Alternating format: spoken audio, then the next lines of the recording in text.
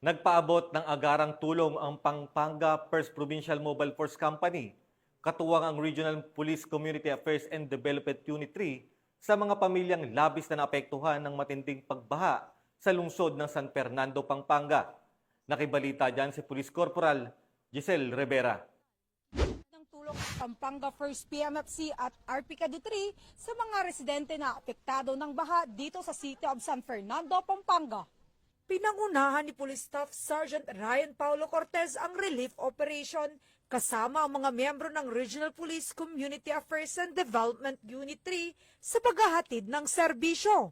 Sa kabila ng malalim na tubig dulot ng walang tigil na pag-ulan sa probinsya ng Pampanga, ay lumusong sa baha ang mga pulisya upang maipabot ang munting tulong sa ating mga kababayan.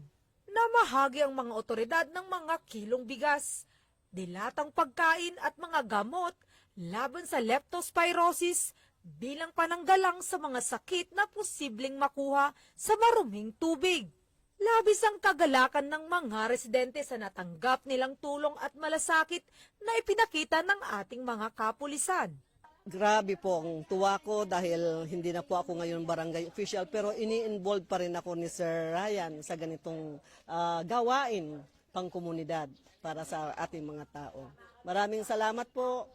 Keep up your good works. Patuloy ang misyon ng pulisya na maipadama ang taus-pusong serbisyo sa anumang oras ng pangangailangan, sila ang kaagapay ng bayan.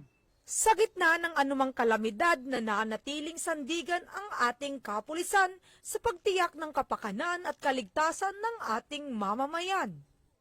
Mula dito sa City of San Fernando, Pampanga, ang inyong PNN correspondent, Police Corporal Giselle V. Rivera, alagad ng batas, tagataguyod ng Balitang Pulis.